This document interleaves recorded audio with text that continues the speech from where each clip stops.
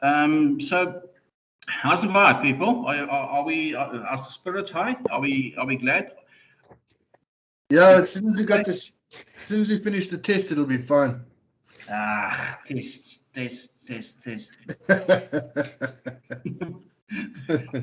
Just approach the test like the Springboks do. Okay, and win.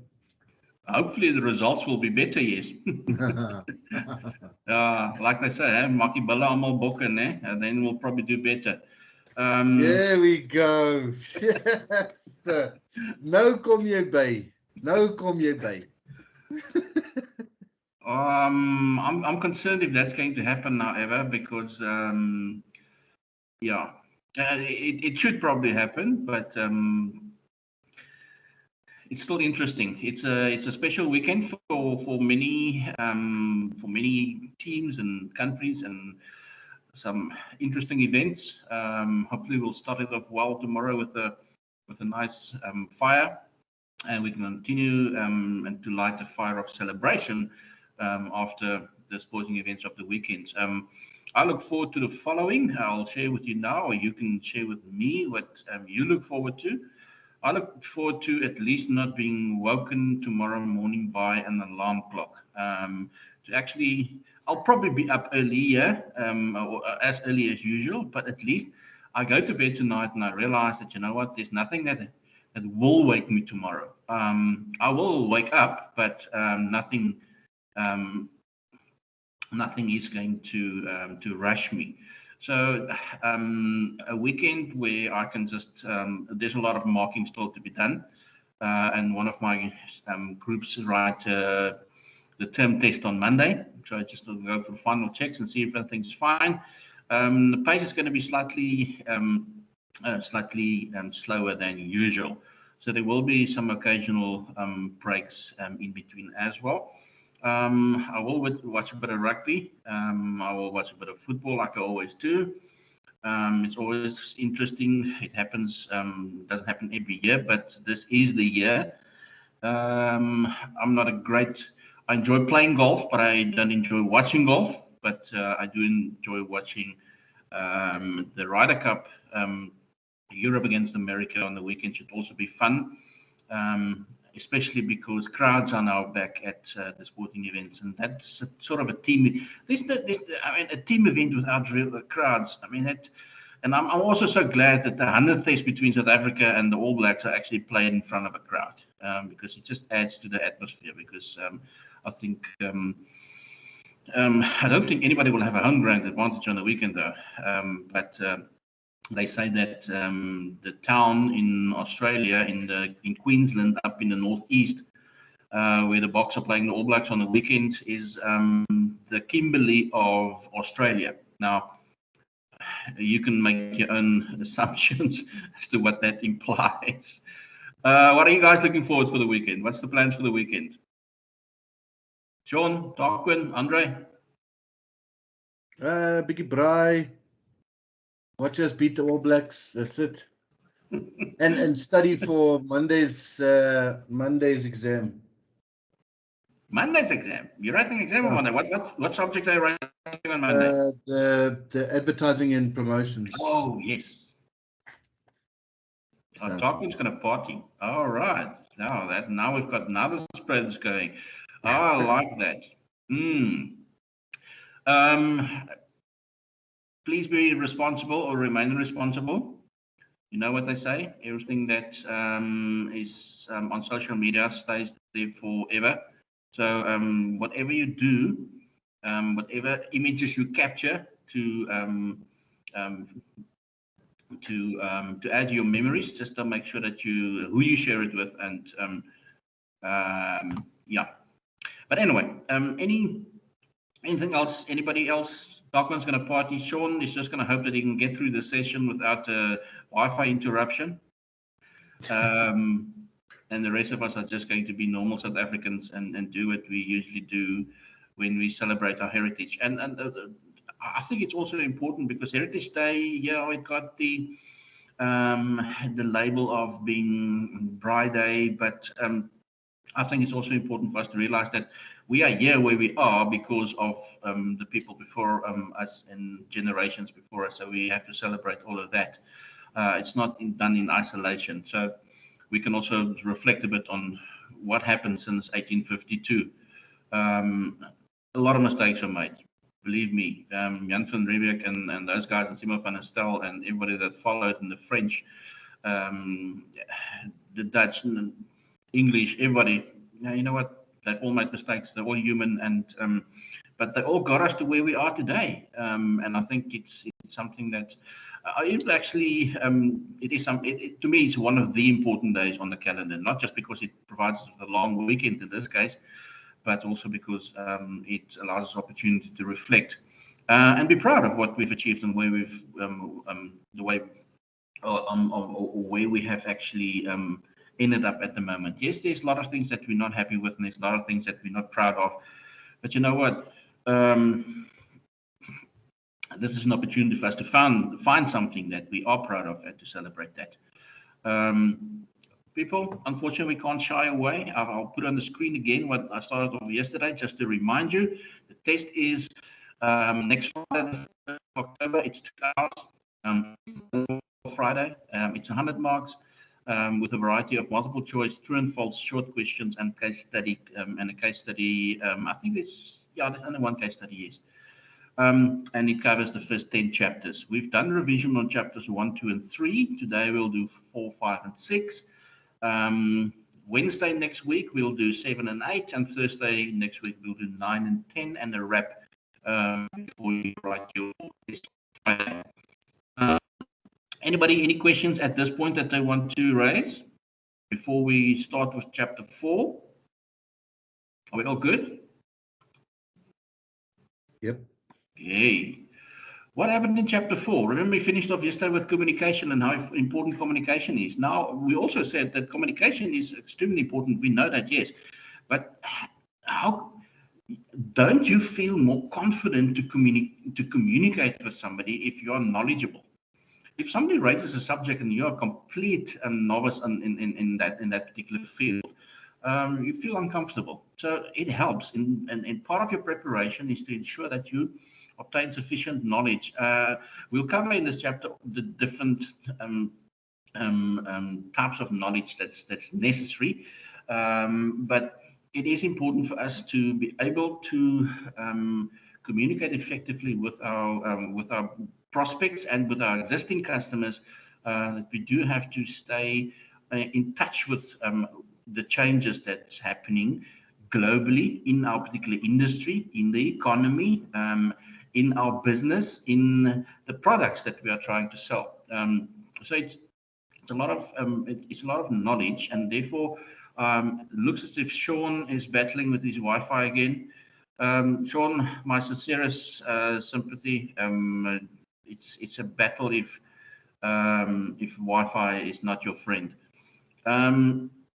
That's something that we can actually look forward to. Maybe 5 years from now, we'll all have free internet in South Africa, right? That'll be smart, huh?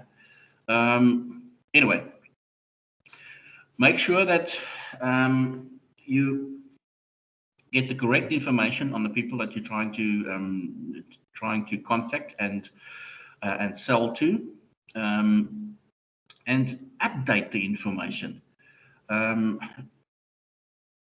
Update it regularly, and sometimes I think a day or a part of a day should be devoted in the life of a salesperson to just do some spring cleaning, and that's to go into your databases and just and if you do it gradually, if you've got 100 customers that you have to attend to, go through those in batches of 10, for instance, and just check and see if the information is correct. Pick up the phone and contact. We just checking to see if that details are still fine and everything fine. So that's part of your after-sales service, but it's also part of your updating of your databases. So the knowledge that you have about your prospects as well as your current customers are the most current information and correct information. Right. Knowledge is power. Yes, we know that.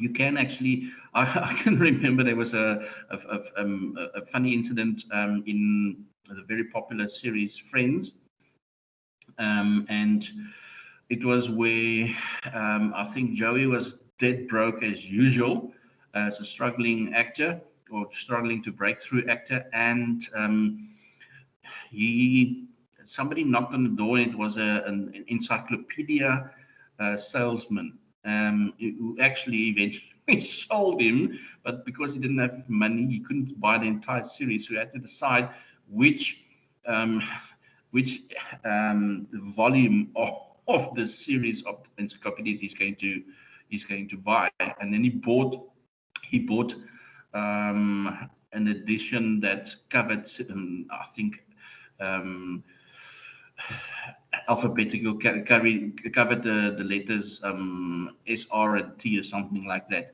So all the subjects are on that start with those letters were in that encyclopedia. So the next time he was in conversation, he was always raising those topics. Strangely, because he never does, he just sits and makes comments in the background. And it's because he basically studied that encyclopedia. But when somebody changes the topic, which it happened, somebody changed the topic to something that's obviously not in that edition that he bought.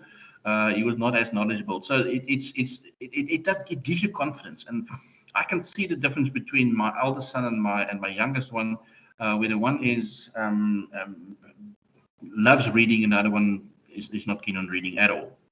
Um, the difference in the depth of conversations, as well as the variety of conversations they can engage in, because the one is more knowledgeable than the other. You also find that you will have a better um, if you have a greater general knowledge, you'll be better prepared, or you'll be more confident to address a greater variety of objections that customers might have as well. It happens, it should happen in any business, but there should be regular training sessions where you are upskilled um, on any changes within the business, new policies, special promotions that's on. That should happen regularly, and I believe that it probably does happen in most businesses. I know that we have a sort of a regular weekly check-in session. Sometimes it's half an hour, sometimes it's just 5 minutes, sometimes it's an hour, where we just keep each other up to date as to what's happening, and what have we learned and what can we learn from each other. It's very valuable, and it's a good habit to get into, and I'm pretty sure that most businesses apply that, because it is very successful if done correctly. Right, shares the sales knowledge process. The knowledge process consists of several stages. Determine the knowledge that is necessary. How much information do you need to share with your customer? Sometimes, if it's an existing customer, probably less, probably more sort of an update on what's currently happening, and because you will also be able to determine, number two, what knowledge is available, and the knowledge that you have and the knowledge that the customer needs. In other words, what the knowledge that is necessary. If there's a difference between those two, there's a knowledge gap. It could be a positive or a negative knowledge gap. If the knowledge available obviously is more than the knowledge necessary, then obviously you'll be fine. There will still be a gap, but the gap will be to the advantage of the salesperson and not the buyer or the prospect. You have to also ensure that sales knowledge is developed, and we'll look later on in the revision today on different ways in which you can broaden your sales knowledge. Share knowledge, use the knowledge. There's no point in learning a lesson and not sharing the lesson. That's very important. Nobody actually can afford the luxury of dying with information that is valuable to others that they have not shared. And then obviously find out if the whole process has been successful or not. That's usually the last step in any process, and that is evaluation. The knowledge that you as a salesperson should have is you must have knowledge on the organization that you're representing. What are their policies? What are their background? Where do they fit in? You must have a general idea of what the business is. The business I'm in at the moment as a part-time lecturer at Stadio is that I know that Stadio is high theory. So the business that Stadio is that they are a private university that have a footprint throughout South Africa. They have roughly about 30,000 plus students. They have different faculties and different campuses from KZN through Gauteng and Cape Town that offer different programs. It's on any NQF level 5 to 7, which basically is certificates, degrees, and higher certificates and degrees and diplomas at the moment.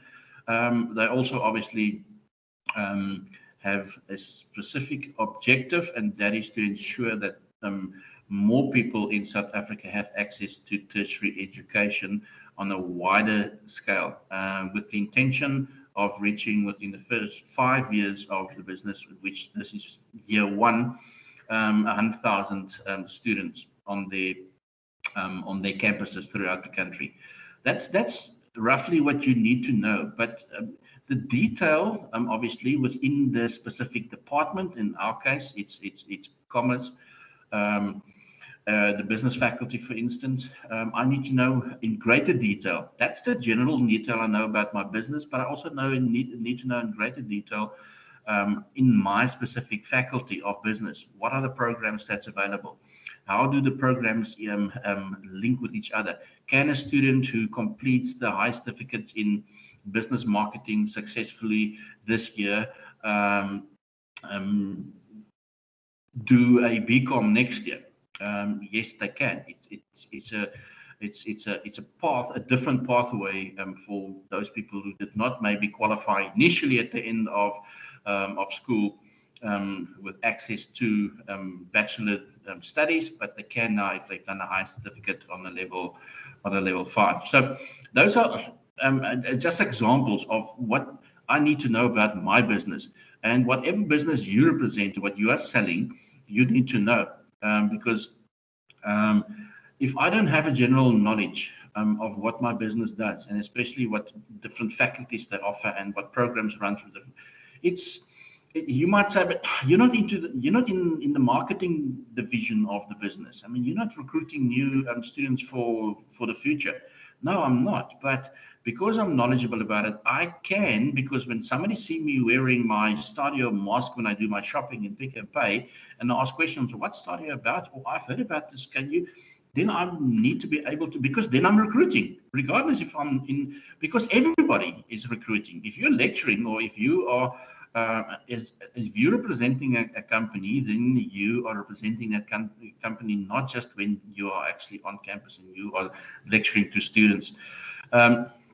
That should be, if you believe in what the company stands for and what they offer, then it should be part of what you should be part of the knowledge that you need to have about the business that you're representing. You've got to know who your customers are. I know that my customers are people who are currently in school. My customers are not just the grade 12s who are matriculating end of the year. It could also be a student, a matriculant from 2020 who took a gap year this year because the results came out late and they applied late and they didn't get in, but they are ready, they want to study and they qualified and they've already passed matric in 2020. They might be a first year student in 2022. It might be a grade 9 student who I need to assist with subject choices. Because at the end of grade 9, you need to decide what subjects you need to take for the career that you want to have in future. The product, you need to know about your product, everything about the product, and more specifically in obviously the division that you are in. If somebody asks me about our arts and design faculty, I know what programs they offer, but I can't tell you in great detail what the subjects and modules are of each of those particular programs. Okay, but I still, but I'm not selling. I'm not selling arts and design. I'm selling commercial qualifications. So I need to know what programs we offer. High certificates in business marketing, a high certificate in business accounts administration. The diploma is being taught out because we're not registering new students because there are BCom qualifications. What are the BCom qualifications? Digital marketing, business management. So I need to know. I need to know the products. You also need to know what your communication mix is. How are we going to tell our prospective customers and our existing customers who are currently on campus, who are first years like you, and say, what are your plans for next year? Hi, morning, Caitlin. What are your plans for next year? I can reach you through conversations that we have now, or because you're on a database, we can email you and stuff like that. But students who are still in school at the moment, they need to be on some database at some point. You maybe saw them at the exhibition or not. What is the best way of reaching your customers? What is the best communication mix? Is it advertising? Is it going to exhibitions, doing promotions, giving talks at schools? I'm using Stadio as an example now because then it's easier for you to maybe relate to. Now your price and your discount. Is there a discount, for instance, if there's more than one sibling from a family that studies at a university or at our university, for instance? I have an older brother. He's a second-year student. If I also enroll, would the family get a discount on the total bill, for instance? What are the prices of the qualifications? Marketing, obviously, would have greater knowledge of that. But for me, it's also important to know that what the price range is of the products. Obviously, if I'm going to do a presentation at a school, I will update myself with the latest knowledge. But currently, I'm just talking as a part-time lecturer. But I still need to know that. I need to know who my competitors are. Are my competitors other private colleges because there's no other private universities? Are my competitors public universities like UCT and Tukkies and Wits and Koffsies? Yes, they are, because the students, there are many students who may not get into one of those universities because there are every year more matriculants that qualify with exemption, and actually but there's just not enough space on all the existing public universities. So they'll be looking at alternatives. But I need to know what my competitors offer. If somebody says, "But I want to study journalism," where can you study journalism? Can you study journalism at Stadio? Not yet, but you will be. Can I go to Stellenbosch University? Yes, they do. Koffsies? No. Best university for journalism in South Africa? Probably Rhodes. Very good program at UCT as well. Can I go to UWC and study journalism? No, I can't. So I need to know what my competitors offer as well. I need to know the general economy and the industry. Okay. Is it difficult? We know what the global situation is, and we know that it's challenging. Guys, if you don't mind, I'm going to, and I'm just interrupting myself here now.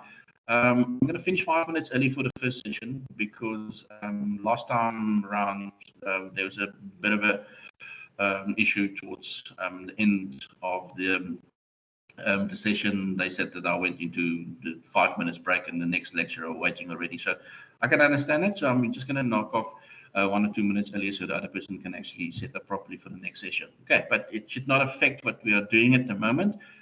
We have enough time until next Thursday to go through all the revision that's necessary to ensure that you're 100% prepared. Okay, back to subject. Everybody knows that the economy is struggling globally. It's not just as a result of the pandemic. That has just compounded the challenges globally. But you need to know is there enough. What you need to know is there enough money in the economy? In other words, are people earning enough money, and do they have access to resources like bursaries and scholarships and um, to finance their studies. In other words, in our particular industry, where can a student go? Do we offer scholarships at Stadio that they can qualify for to study? I need to know what my industry, which is tertiary education, offer. Um, I need to know a lot about, or enough, sorry, about technology and the impact that technology can have on the product that I'm selling. If somebody says to me, you know what, it was never possible for me to consider studying on a tertiary level because I have to work. I need to work from 8 to 5 just to keep the family going. I mean, it's one of those situations. But I also want to study because I know if I study and I qualify myself, I can get a promotion. I can earn more in my current job. I can um, get on to the next level, or I can jump 2 levels. I can come up for managerial positions later on if I continue with the business. Um, so now the fact that we are offering a blended learning approach because we're using technology, a combination of technology and the old traditional way of teaching, it means that yes, it is possible for somebody to do to work from 9 to 5, 5 days a week, and still study because the sessions are recorded, and sometimes you actually have leave, and sometimes you have days off, and that means that on those days you can actually attend the sessions. But you don't have to leave your environment, you don't have to change anything, you don't have to sit in a class to actually complete a qualification. The fact that I'm talking to students on the course who's in Centurion or wherever in the country and not in front of me in the classroom is testimony to that. So in the scenario that I've sketched, in the example that I've used of Stadio, you can see that all those aspects that I've listed, how it is, how they, why it is important that you have knowledge on all those specific subjects. Another important aspect, obviously, is like the cat looking at himself in the mirror and he sees what he wants to see. It's important that you know yourself. It's important to know, and we're still talking about sales. It's important to know where your strengths and weaknesses are. Are you somebody who can easily talk to large groups of people? Are you somebody who battle to communicate because you are lacking certain knowledge on certain levels? Is it just your personality? Do you have something that you are conscious about, and that obviously affects your self-image, and because of that, it's difficult for you, or you find it difficult to talk in front of people? Are you very good at admin?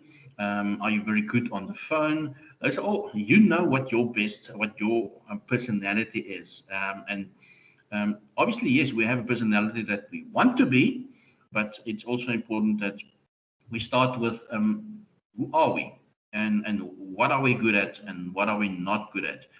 So we can do a SWOT analysis on yourself, because it will help you a great deal, and it's extremely necessary that you know yourself before you can know any of the other things or become knowledgeable on any of the other subjects that we have touched on this particular slide. Right. That's what the important, or what was important in chapter 4. What is important in chapter 5? What's important in chapter 5 is that in chapter 5, we'll be looking more into what we've just touched on, and that is how you manage yourself and then how you manage your time. There's probably one thing, and I'm also preaching to myself when I say this. We are not good at time management. We think we're good at time management. We sometimes are good at time management, and then we actually relapse. I think it's something that we can consistently work on. I'm trying something new every few months just to see if I can actually I can't make more time, so I've got to use the time that I have and use that more effectively. And that's what I'm trying to do, because in sales, um, like in, I think, probably many other professions as well, time is always an issue. But time can be an issue, and time could be something that you see as a challenge, um, and an excuse because you can't complete this because you don't have enough time. Then you're not managing your time effectively, because we can. And then sometimes, to manage your time, a very valuable tip is to occasionally say no. Um, have to, with the time that you have available, ensure that you spend the majority of your time on activities that will make you better at what you do, and on activities that is profitable. You can spend half an hour talking to a particular customer and then end up with no sale. You can spend up 5 minutes with another customer and make a sale. You have to sometimes know where the boundaries are, the time boundaries are, where you would say, you know what, I've given myself, and that's part of your planning, I've given myself 10 minutes with this customer. If I can't get through to the customer in 10 minutes, I'm not going to, I'm not going to scratch him off my list. I'm just going to call it a day. Maybe it's not the best day or the best time for that person. I'll give them enough information. I'll follow up in a week's time or in 2 weeks' time, whatever. But don't go beyond the time limits that you've given yourself, because very often you end up without sale anyway. I can remember it's a lesson I learned from my father when I was still very young. And before I went to school, he was very much on the road in the northwest, servicing the farmers, King and Sunnysoft and Delareyville and Kuruman and all those areas up in the northwest, from Potchefstroom all the way through. He was on the road a lot. I probably saw him when I was in primary school. I probably saw him from Fridays to Sunday evenings, because during the week he was usually away. But before I actually had to go to school, I think it was 5 or 6 years old, sometimes if it was just a day trip, I traveled with him. And it was actually quite nice because we spent some time together. I didn't understand the business that he was doing, but the fact was that a lesson that I learned from those trips with my father was that he was very, very time was very important for him, and punctuality was extremely important to him. His opinion was that if he can drive from Clarksdorp for 2 hours to get to a rural destination, and he could be on time, then the person who's in that particular location should be there. There's no reason why they should be late. I've seen it happen often. He had an appointment for, let's say, for instance, 9 o'clock. The person arrived at 9:15, and he in a very friendly manner made it very clear that the meeting was for 9 o'clock. He put an hour aside to do the business, basically because we're starting 15 minutes late. There's only 45 minutes left of today's session. It's just setting the boundaries right from the start to say, if we go beyond 10 o'clock now, we're stealing time from the next client, and that's not fair to that next client. So getting to that discipline, and that's how you can manage time. And since then, I hate it. I absolutely despise it if people are late. I cannot understand why people are late. I also cannot understand if somebody's late that they can't inform you that they on their way and they'll be 5 minutes. But then sometimes 5 minutes for one person is probably half an hour for another. Anyway, at this point, I think